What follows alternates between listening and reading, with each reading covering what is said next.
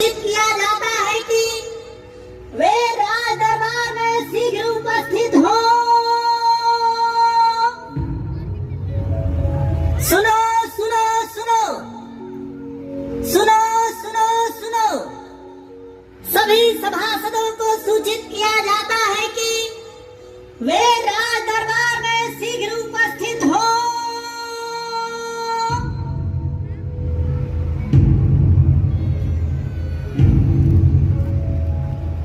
जम्बू द्वीप के प्रथम चक्रवर्ती सम्राट चंद्रगुप्त मौर्य के प्रपौत्र तथा महाराज बिंदुसार के पुत्र सम्राट अशोक महान पधार रहे हैं।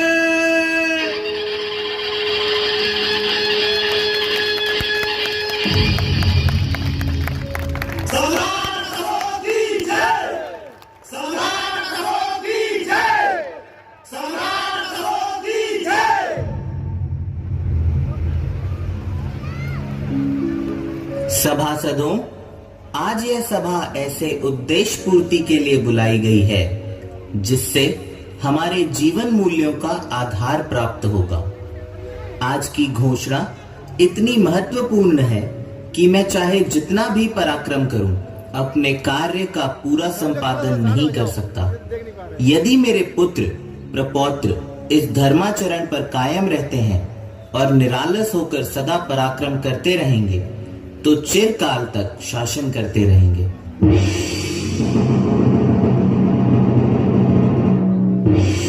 मैं कलिंग युद्ध विराम के साथ ही अपने अन्य पड़ोसी राज्यों के साथ भी मैत्री संधि की घोषणा करता हूं और अपने समस्त मैत्री राज्यों को धम्म के मार्ग पर सतत चलने का आह्वान करता हूं।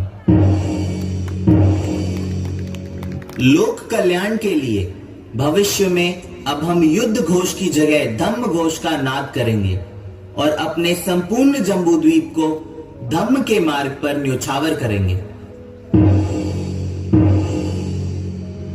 आज से हम साम्राज्य विस्तार व सीमा विस्तार की नीति का परित्याग करते हैं और इसके स्थान पर धम्म विस्तार करने की प्रतिज्ञा करते हैं। आज हम राजधर्म की नीतियों की घोषणा करते हैं जिसकी मूल भावना होगी सर्वलोक हित से बढ़कर दूसरा कोई कार्य नहीं। सीमांत देशों को भी संघीय नियमों से अवगत कराने का प्रबंध किया जाएगा। प्रजा व जीवों के कल्याण हेतु नगरों एवं गांवों के आसपास मनुष्यों तथा पशुओं के लिए औषधालय का निर्माण कराया जाएगा। प्रजा को शिक्षित करने के लिए हर नगरों एवं गांवों के आसपास शिक्षण संस्थानों को स्थापित किया जाएगा। देश एवं प्रदेशों की राजधानियों में महाविद्यालयों और विश्वविद्यालयों का निर्माण किया जाएगा तथा यह सुनिश्चित किया जाएगा कि ज्ञान प्रसार में जाति, धर्म, क्षेत्र इत्यादि किसी भी प्रकार का भेदभाव न हो। इस कार्य को अत्यंत महत्वपूर्ण मानते हुए एक नए मंत्री के पद की नियुक्ति की जाएगी जिसका नाम होगा धम्म महामात्य। महिलाओं के कल्याण हेतु नियम बनाए जाएंगे। इसके लिए स्त्री महामात्य की नियुक्ति की जाएगी।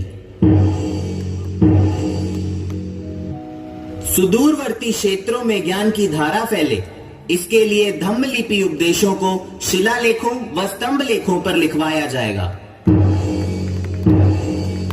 उद्योग धंधों के विकास के लिए संपूर्ण जम्बूद्वीप एवं अन्य देशों को राजमार्गों से जोड़ा जाएगा। कोई भी राज्य, शहर, गांव अथवा बस्ती एक दूसरे से जुड़ने से अछूता नहीं रह जाएगा।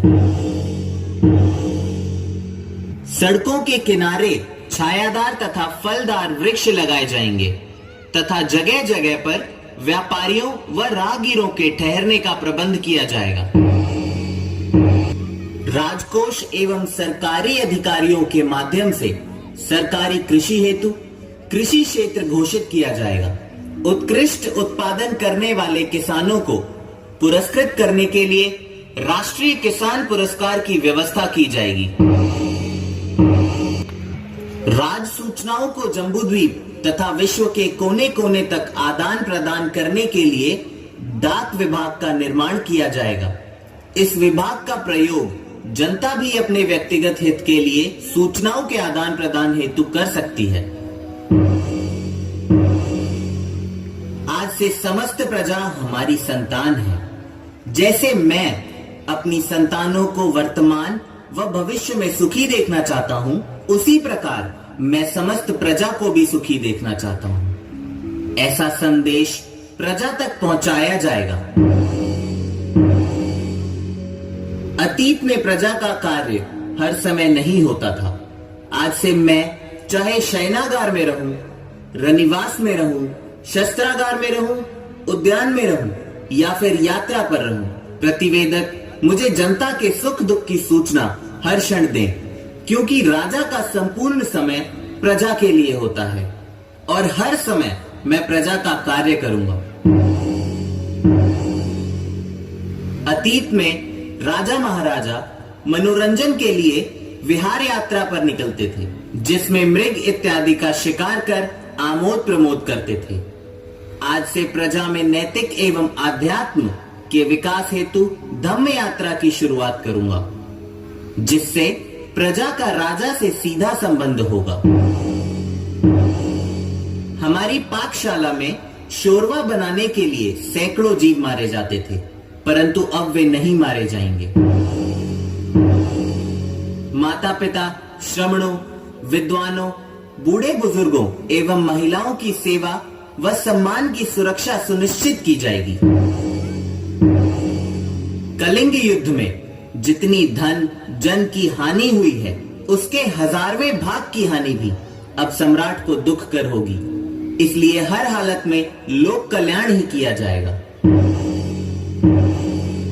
धार्मिक कर्म कांडों के नाम पर नरबलि, पशु बलि पर रोक लगाते हुए जीवों पर दया एवं उनका संरक्षण किया जाएगा।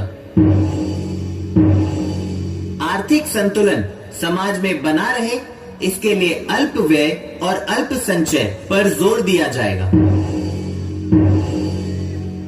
समाज में अमन चैन व भाईचारा कायम हो, इसके लिए सभी संप्रदाय के लोग बहुश्रुत हों। अपने संप्रदाय के गौरव को बढ़ाने के लिए दूसरे संप्रदाय की निंदा न की जाए। इसके लिए जरूरी है वाक संयम, क्योंकि सम्राट सभी संप्रदायों के सार्वत्व की वृद्धि चाहते हैं। लोग सुख दुख में तरह तरह से अंधविश्वासी और निरर्थक कर्म कांड करते हैं। ये सब बंद करके मात्र धम्म कार्य ही किया जाए, जो स्थायी सुख देने वाला है। हर 5 वर्ष पर हमारे महामात्यों एवं स्वयं मेरे द्वारा इसकी जांच की जाएगी कि इसका पालन हमारी प्रजा में ठीक से हो रहा है या नहीं। जनता में सुरक्षा की भावना बनी रहे, इसके लिए सेना का युद्ध अभ्यास जारी रखा जाएगा। सैन्य तैयारी तथा राष्ट्रीय विकास को जनता के सामने प्रदर्शित करने के लिए हर प्रदेशों की राजधानियों तथा पाटलिपुत्र में राष्ट्रीय पर्व के रूप में धम्म विजय दिवस का पर्व मनाया जाएगा।